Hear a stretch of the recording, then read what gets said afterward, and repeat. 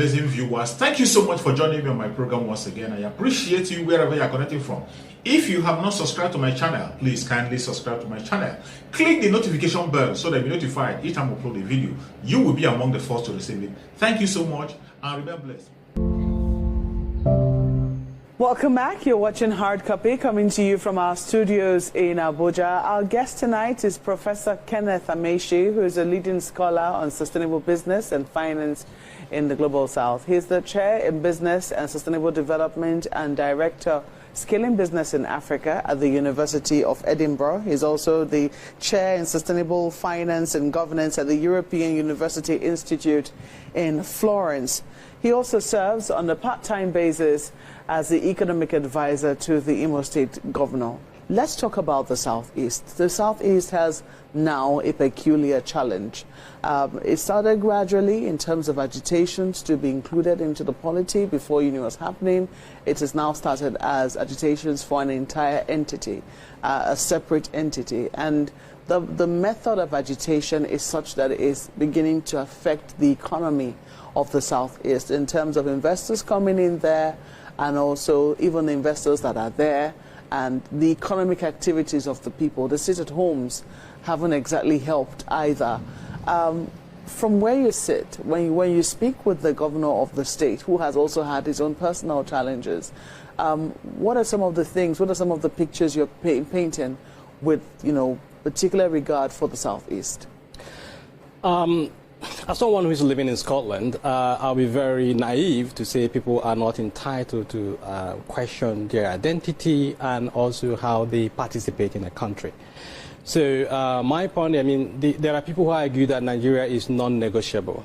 I don't completely subscribe to that. I believe that there is need for us to have informed discussions. And if a part of Nigeria is agitating to, they must have their reasons, but it has to be followed in a sensible manner. I also believe that we don't necessarily need another war. We can discuss peacefully and dialogue peacefully and get the things we want.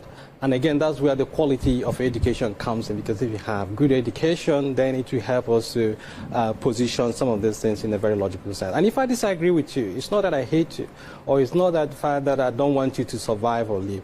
So my advice in that sense, and what I've continued to champion of late, is more of regional development. And is the thinking I'm bringing to bear to my work in Imo State.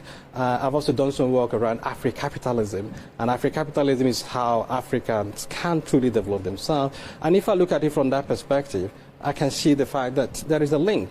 So whether we are starting from Imo State, through the Southeast, through Nigeria, through West Africa, to Africa, That's something I've heard Mr. Tony Elumelu espouse, Afri-capitalism, where he says, he has seen him do that with a foundation where, small businesses are given grants and, see what can become of the many entrepreneurs that are produced as a result of that. Is that also what you mean by it? Yes, back in 2015, Tony Elumelu Foundation sponsored the research I led at the University of Edinburgh in collaboration with other universities. And the idea then was to give some intellectual grounding to the concept of Afri-capitalism. And we now developed it to the point where it's not just only for business, but it can also apply to politics, it can apply to other entities, even the civil society. So it's about Africans working collaboratively towards the development of Africa,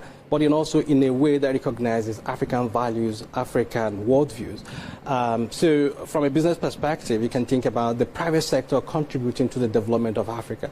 But you can also take that thinking into industrial policy, because government will need to create an enabling environment for that kind of entrepreneur to flourish. What sort of tax incentive can be granted to an entrepreneur who is keen to contribute to Africa's problem? Yeah, but I'm just wondering, looking at what Imo State in particular, I've seen in Anambra, they have their own peculiar challenge. Only recently we saw the governor of Anambra visit Nnamdi Kanu in DSS custody in the hope that the manner of agitation will change in the southeast. But shortly after, we saw what happened, I mean, Idemili North Local Government area, where cars were burnt and the entire local government building was brought down. I mean, that happened there. In Imo State, you have also faced, the state has also faced its own challenge in terms of, security vehicles, security houses, prisons, and what have you. Even the governor's hometown was also brought down by agitators, in quote, and we've seen more and more, security being at the forefront. How do you tell people that, business is now going to be safe, or that entrepreneurship will be the way to go, when it would seem that, there's been no settlement with regards to security and with the polity in general? Yeah, I mean, these are fair points, but what else I would argue is that it's a vicious cycle. Where do you start from?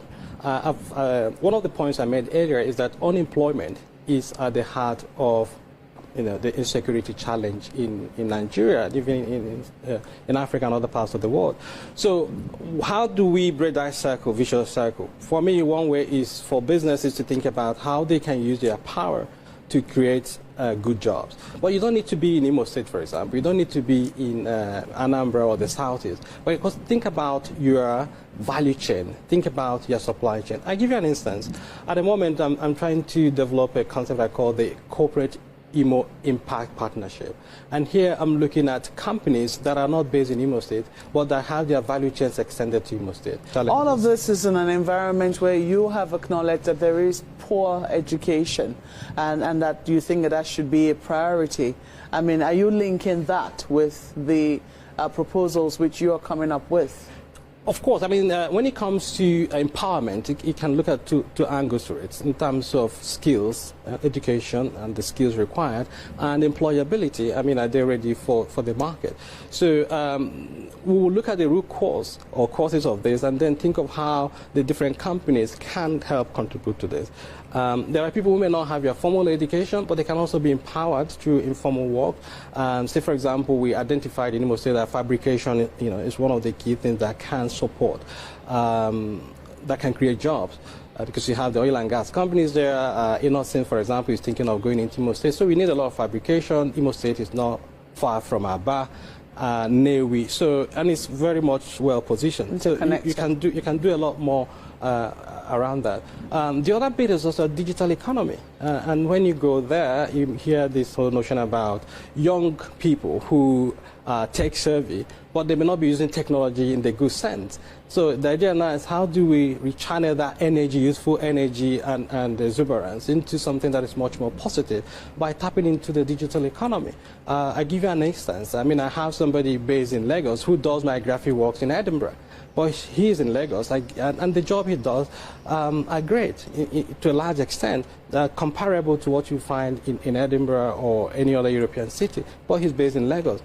How can we create such jobs and opportunities for people in Imo State, in the Southeast, who are equally gifted to tap into this global economy that is worth millions of dollars? So you don't need to travel. It will have implications for migration, because one of the things also we suffer in the Southeast is brain drain. Do you think that I will be able to? Yes, indeed. I mean, you're one of the people who's left, but thankfully you're coming back somewhat.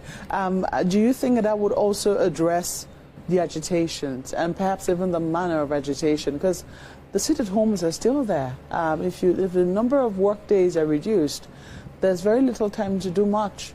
Yeah, the problem there, I'm trying to stay away from it, okay? But if I'm to confront it, and I mean, that's part of what we are doing here, having a frank conversation, you ask yourself, do people sit at home because they love the idea, or they sit at home because they are afraid, they want to minimize their own risks? If you ask me, I would say people sit at home because they want to minimize their risks. Okay, they also appreciate that there's a bit of suffering going on here, and even the people we are thinking to punish to sit at home may not be feeling it. If somebody's in Abuja and you are in the Southeast sitting at home, how does that affect? And the person in Abuja is, going about his or her business. Some of the people who are also calling for this sit at home may not necessarily be in Nigeria. So wherever they are also working for their livelihood. So the people and for those also who are in the Southeast who may have access to say, well, digital technologies may sit at home and still be earning. So who are the people who are truly suffering from this? These are people who go out on a daily basis to work with their hands, to sell, to trade.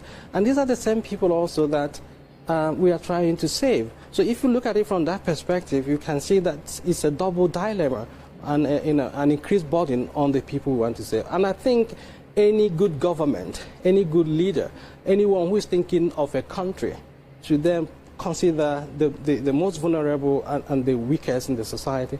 And how you treat the weakest in your society also reflects the kind of values and society you want to create. Professor Kenneth Amaechi, thank you so much for coming on Hard Copy. To coordinate and organize our people. There are no governors who are working. If our governors were working, Nnamdi Kanu will not see a vacuum to fill. That is the problem.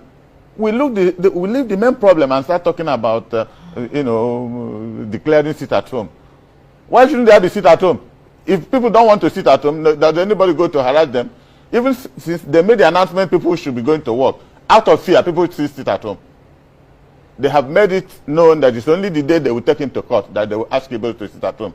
And I tell you, people are gladly sitting at home. They are not gladly sitting at home. I've sampled a whole lot of opinion. People think that the economy of the Southeast is being battered. How do we do that? We can afford to lose that, to make a point. That's the only way we can make a point now.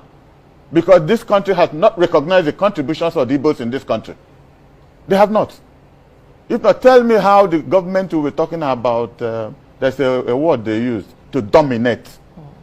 That he has issued instruction to the military to dominate Anambra State during the election. Do you know what dominate means? Overwhelm, intimidate. That is even more serious than what iPod is talking about. Because now most people will not be prepared to come out, seeing rows and armored tanks and everything moving around. Because that's the meaning of dominate. We know security is important, but to use the word dominate, which the National Security Advisor re-emphasized. And to start with, we are talking about discrimination. Do you know? The National Security Council just met and took that decision.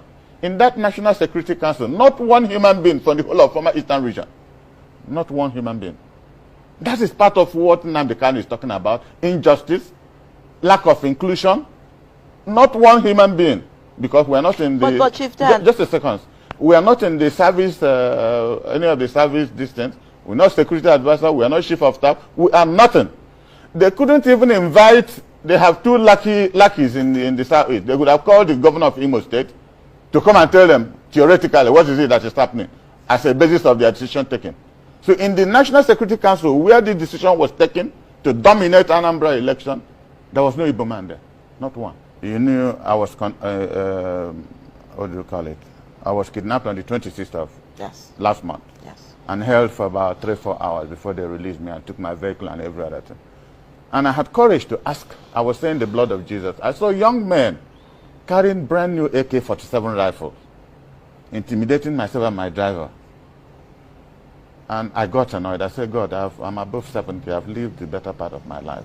And I promise you I will continue saying the truth until I die. And I asked them, what the hell do you think you're doing? He said, if I talk again, you will kill me. I said, you can't kill me. And the young man stopped his vehicle. I said, you can't kill me because I'm covered with the blood of Jesus. You can't kill me. I said, 50 years ago, I was almost a major in Biafra Army. And he almost wept. Oh God, did you serve in Biafra Army? I said, yes.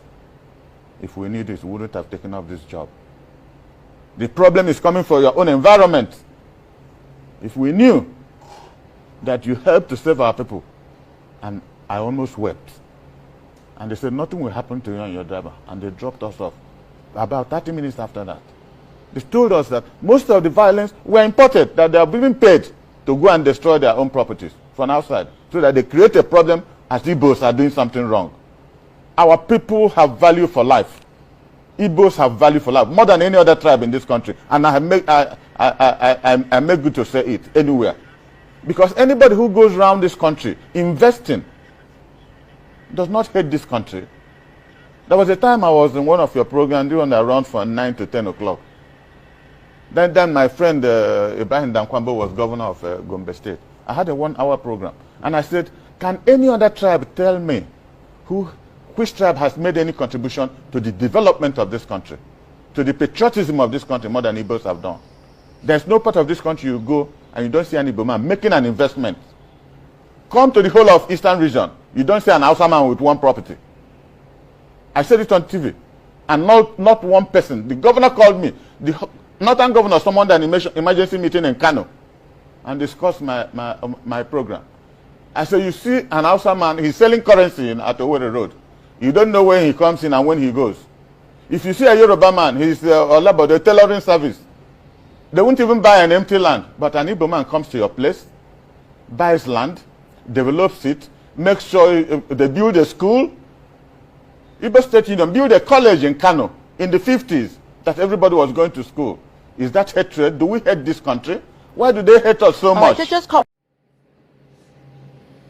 Thank you so much for your patience to watch from the beginning to the end. I hope you have learned something from the video you have just watched. The video you have just watched is to bring information to your doorstep and for educational purpose. It is not to demonize anybody. Let us watch continuously and see who can be able to make a sense out of every nonsense we are seeing. We must continue. We move. It doesn't matter what they do. It doesn't matter what they say. They will kill us. We will kill them. At the end of the day, Biafra is here. Thank you for watching. If you have not subscribed to the channel, please kindly subscribe to the channel. Click the notification bell so that you'll be notified each time I upload a video. You will be among the first to receive it. Thank you and remain blessed. Bye-bye. See you again.